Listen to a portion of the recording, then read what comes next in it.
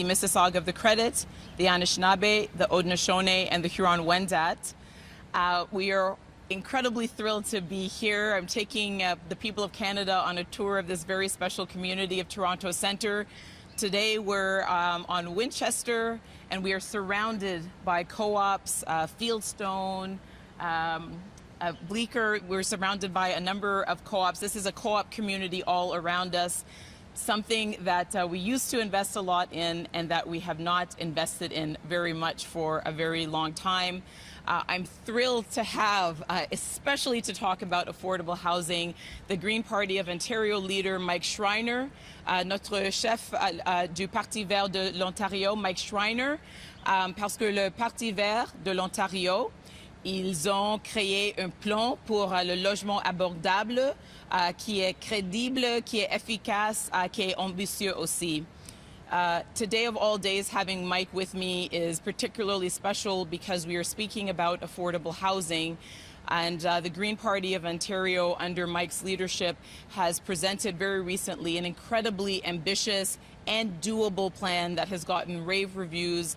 And we have been thinking a lot about how we would, as elected representatives, support each other in the work to bring affordable housing to everyone.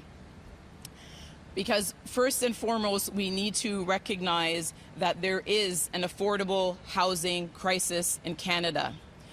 Il y a une crise de logement abordable au Canada.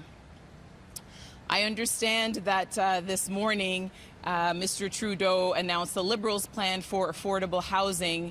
And I would say to that, if anyone, any party fully understood the urgency of the affordable housing crisis in this country, then they would be planning to return to Ottawa as soon as possible to get urgent action done.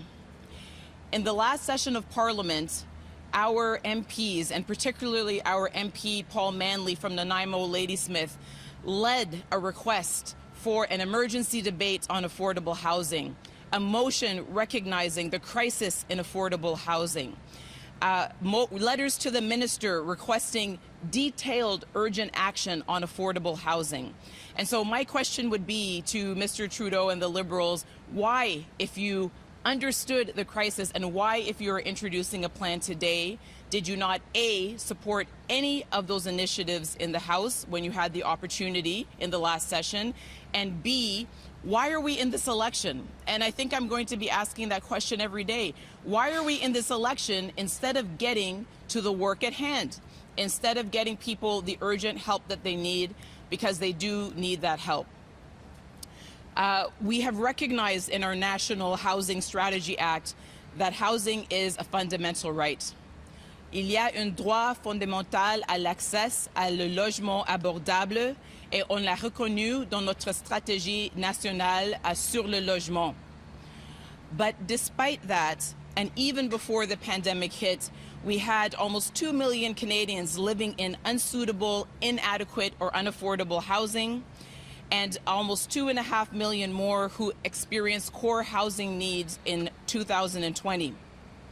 Here in this community of Toronto Centre, just around the corner in St. Jamestown, a quarter in the last census, a quarter of people were living in inadequate housing, and half were living in unaffordable housing.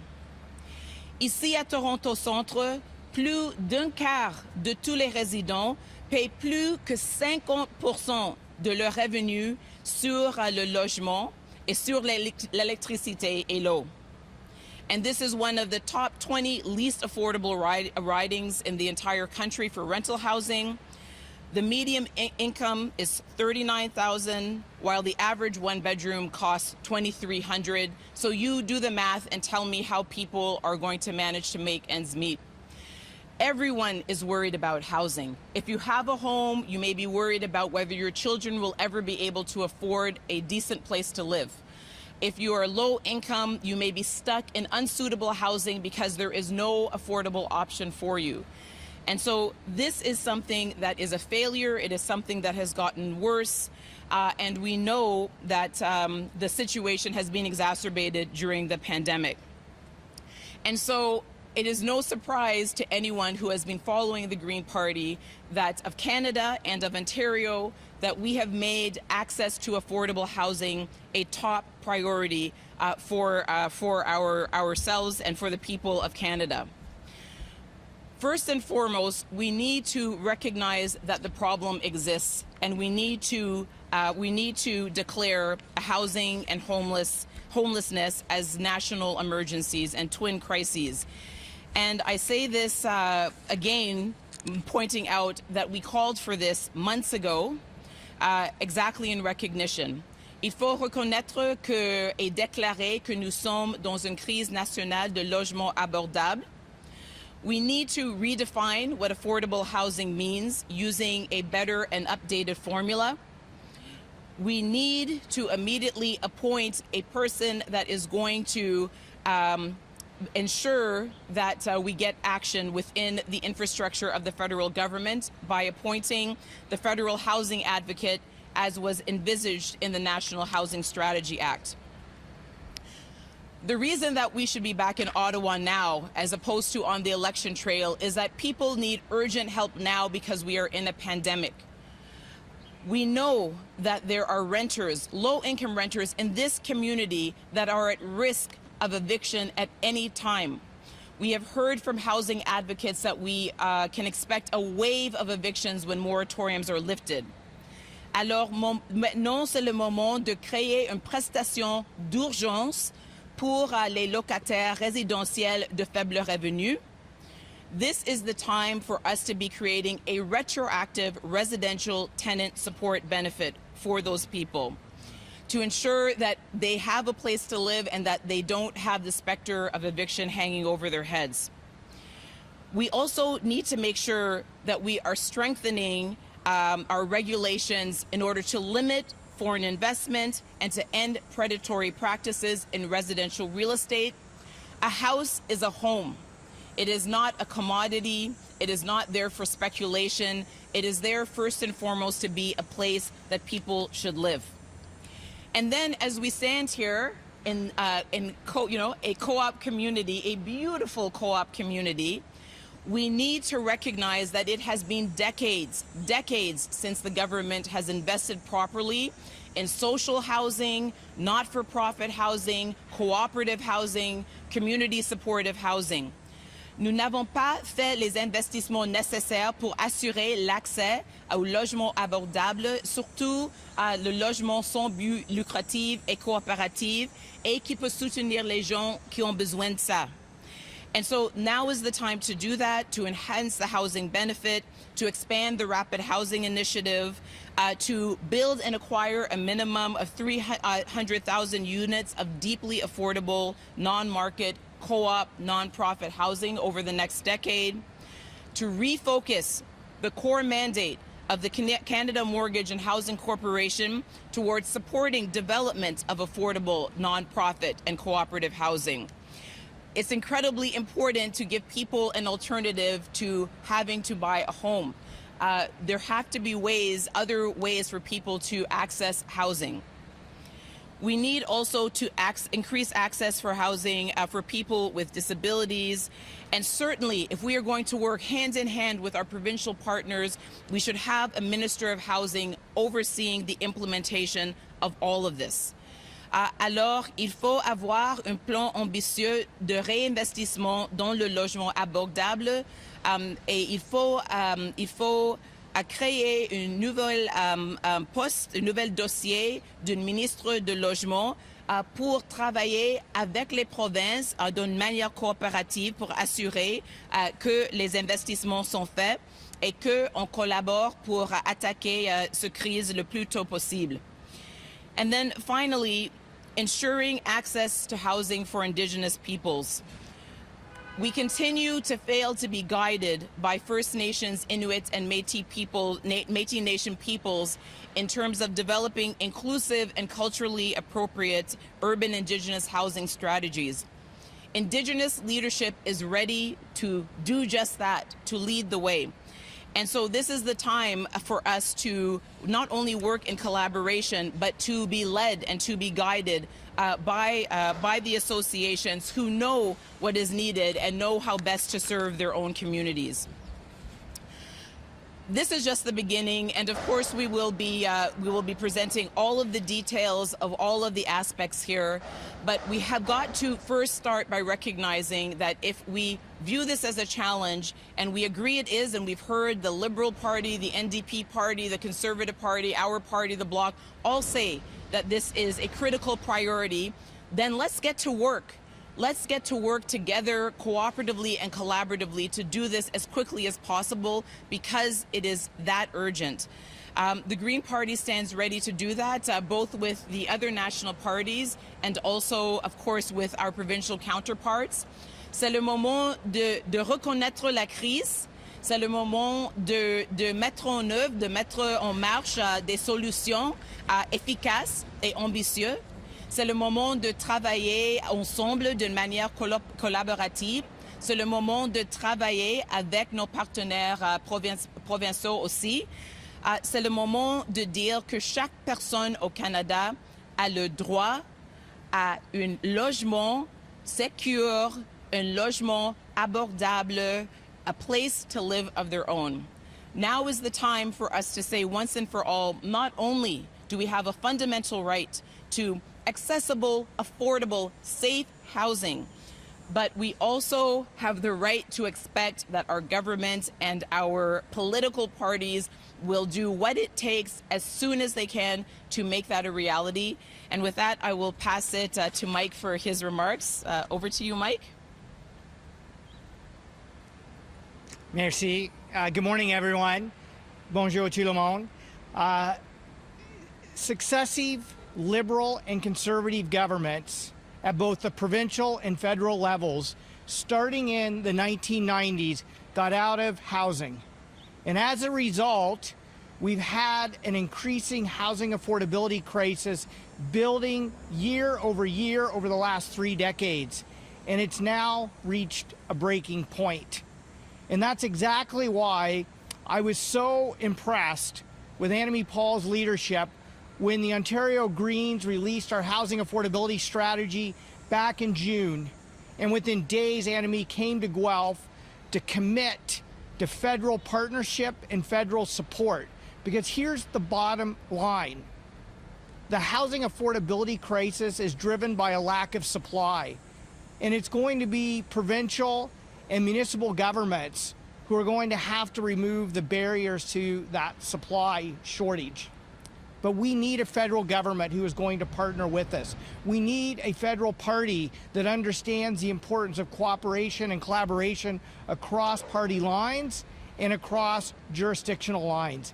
And that's exactly what an Annamie Paul Green Party is committed to doing.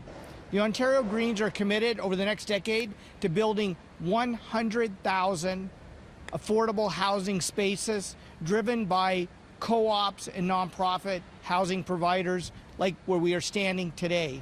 60,000 permanent supportive housing spaces with wraparound mental health and addiction supports to end chronic homelessness.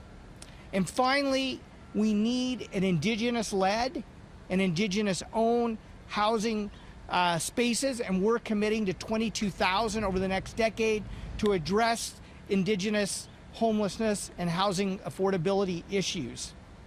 And so I can tell you, I was knocking on doors last night with Annamie Paul right here in Toronto Centre, and the receptions at the doors were fantastic because they know she's a champion for this community. They know this community has been overlooked, especially when it comes to providing housing affordability for people, and that the people of Toronto Centre need Annamie's strong voice in Parliament. Canadians need Annamie's strong voice in Parliament, and that's why I'm so excited to be with her today to make sure that everyone in this country knows that the federal and provincial parties are working together to address the housing affordability crisis in this province and in this country. Merci, Megwitch.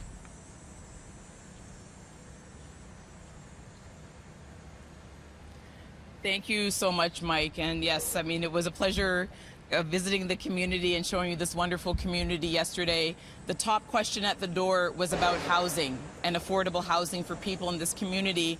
And I encourage the media that's here, the cameras that are here, first to take a look at this community where people of various incomes are able to live in a beautiful, caring, supportive community in the center of the city. And remember that it's possible, that there was a time when we believed and knew that it was possible to build these kind of communities, and that it's time to start that again.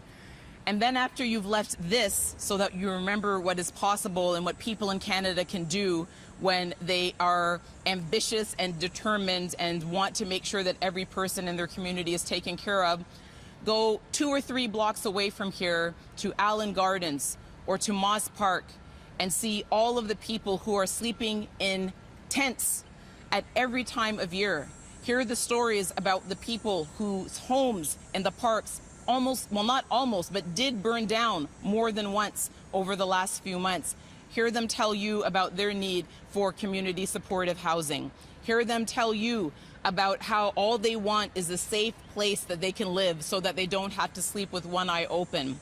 And then walk 2 blocks from here to St. Jamestown. Talk to the people in the park, in the community, and they'll tell you about the 6 or 7 people living in an apartment designed for 1 or 2 people. They'll talk to you about feeling trapped in their inadequate housing because they have nowhere else to go and nothing is affordable.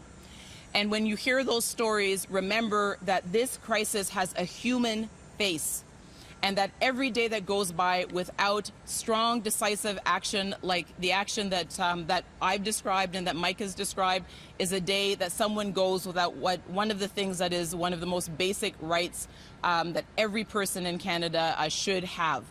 I hope that that will again push us all to action, and I hope that every single voter will choose to support parties that are committed to this, that have demonstrated that they are committed to this and committed to putting in the work.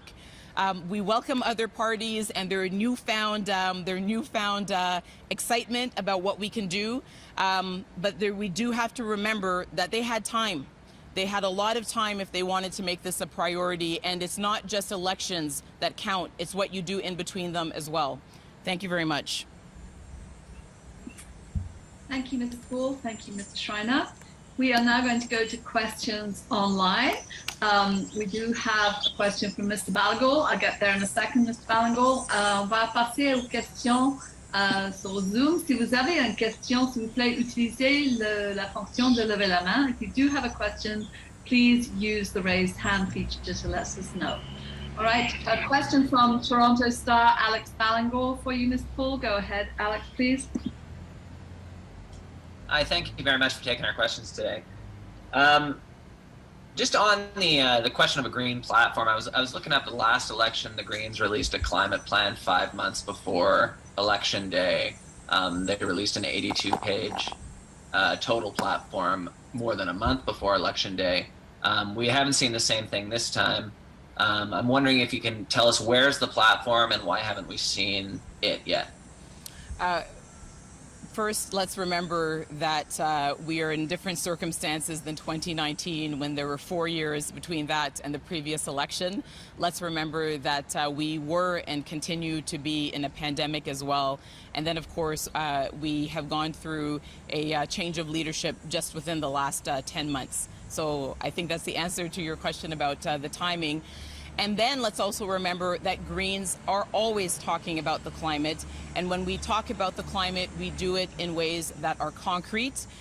We provide always, whenever we are talking, it is never just about opposition. It is always about proposition, always about proposing the most innovative, doable, ambitious ideas on the climate. And so if you review the last 10 months, you will see that time and time again, we have made many proposals related to the climate. We have been speaking about a green recovery throughout the pandemic with a great deal of detail in terms of what the elements of a green recovery would look like. And so we will, of course, be releasing additional details throughout the campaign. But anyone who would like to know where we stand on the climate, what actions we think are completely critical, all they have to do is type in Green Party of Canada and climate, and they will see more than enough information. I guess I'll also mention that the last election was 2 years ago, and Greens have been saying for many, many years that we know what needs to be done. It's not new. We don't need to reinvent the wheel. The only thing that has been missing is political will and leadership to get it done. We will continue to say what we have been saying in the 2019 election and the 2015 election and on until we see the action or until the good people of Canada decide they want to elect more people who are ready to get it done. Thank you. Do you have a follow-up, Mr. Valengol, please? Yes, please. So just if I understand what you're saying, like I'm looking at the Greens climate platform, from, just Googling Greens climate, the targets from the last election, the proposals about retrofitting buildings, all those timelines. Are we to take your answer to mean that that's still the platform, that's the climate plan, still the 2019 climate plan will be the Greens climate plan going forward? No, that's not what I said, Alex. What I said is that if you look at this month, last month, the month before that, and so on, you will see that we have always continued to propose the fundamental elements of our climate strategy. And of course, many of those elements are going to be virtually identical to 2 years ago because we haven't done them. We haven't done them, we haven't seen the action, and as a result of that, our greenhouse gas emissions are up. We are the worst polluter amongst the G7. We are in the top 3 in the G20, and on it goes. And so the solutions, many of them, the overwhelming majority of them are the same. And these are not just our solutions. They are the ones proposed by the Intergovernmental Panel on Climate Change. They are the ones proposed by industry. They are the ones proposed by climate activists. So you can expect to see us reminding the people of Canada about what those elements are, presenting them again, and there will always be innovation. There will be some exciting new things that we're proposing as well. And actually, I'm going to call Phil DeLuna up here.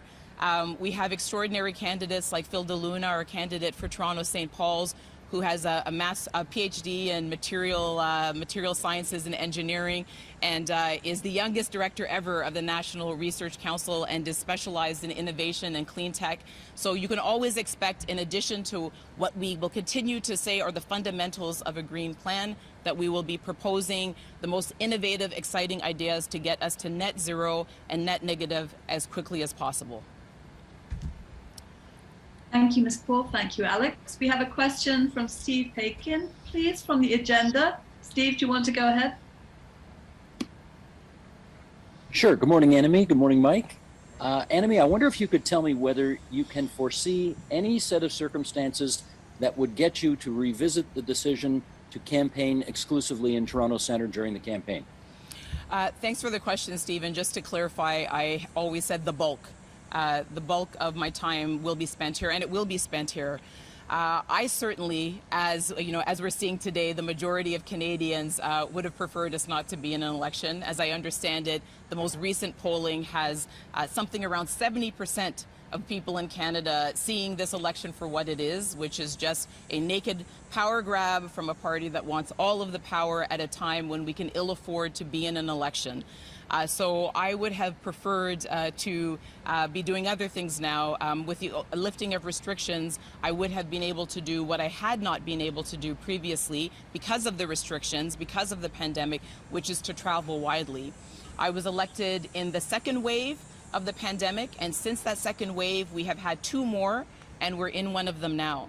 And so because of that, and because even in this community, I haven't had the opportunity to visit people until recently, I have to spend time here earning the vote of the people that I want to represent.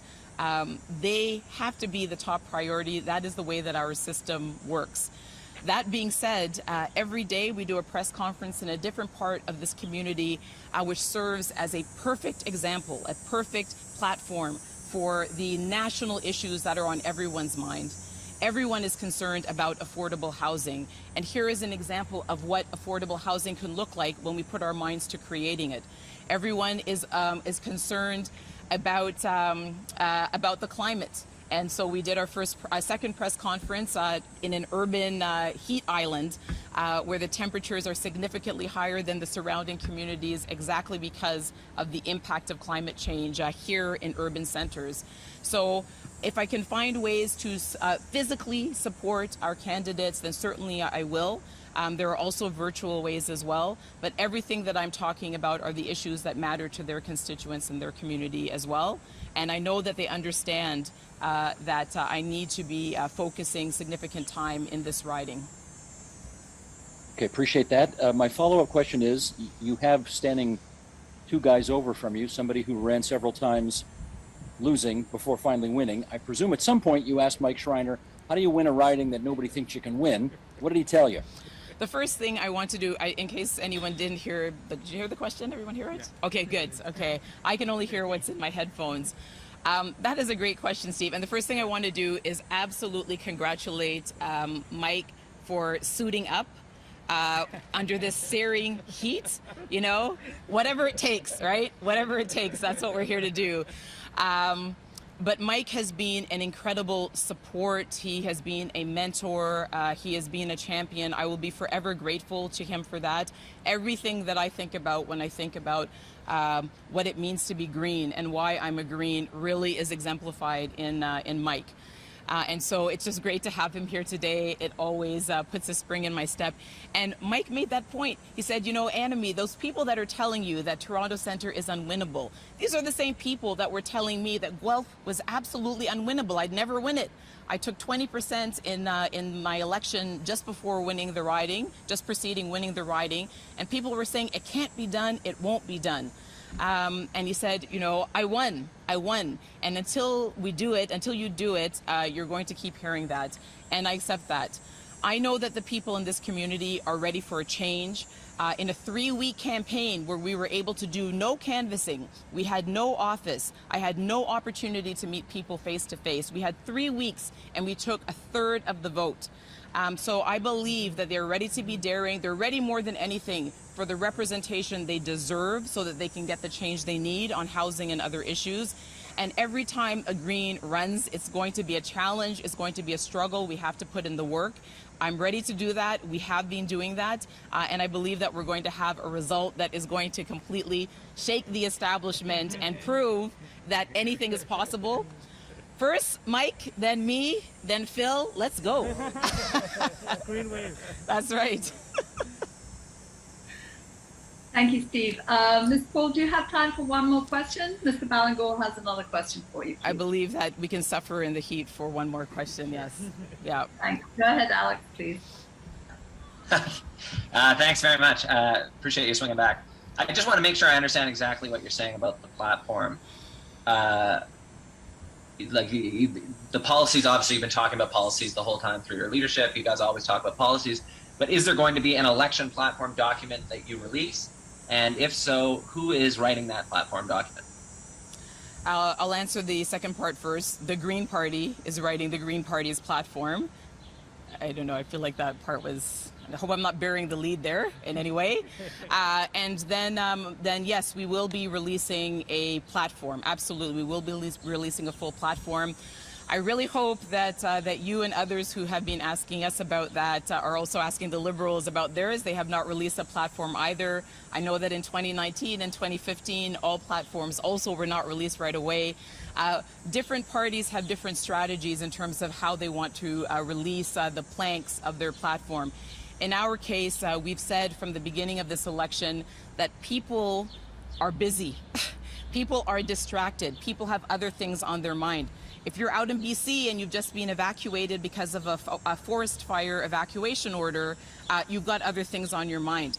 If you're on the prairies and you're a farmer and you're experiencing the worst drought in living memory, and you're seeing your crops and your crops wither and your animals die, you've got other things on your mind. And if you're in this community, one of the hardest hit by the pandemic throughout, and you know that you're in a fourth wave, and you're worried about what that's going to mean for your community and sending your kids back to school and whatever, you've got other things on your mind. And so we're introducing things carefully and in a manner that is digestible, with the hopes that even with all of that, those not distractions, but those preoccupations, that people will be able to focus on the issue of the day. Today it's affordable housing, tomorrow it will be another, and it will all culminate, of course, in a full platform. Thank you, Ms. Paul. There are no more questions on Zoom. Thank you very much. Merci à tout le monde. Thank you very much, and thank you so much to Mike and to Phil for being with us, and for our interpreter as well. Just to point out again, and I hope that this is the beginning of a trend. We are the only party to consistently seek to have an interpreter with us for our press conferences. It's not always possible, but we do it almost all the time, and we're going to try to do it all the time. I hope that every single party is going to try to make their campaigns as accessible as possible. This is something that if we can do, certainly they can do as well. Thank you very much.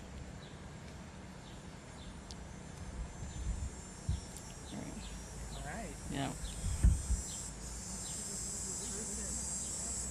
Thank you, everybody, for attending. This concludes our press conference for today.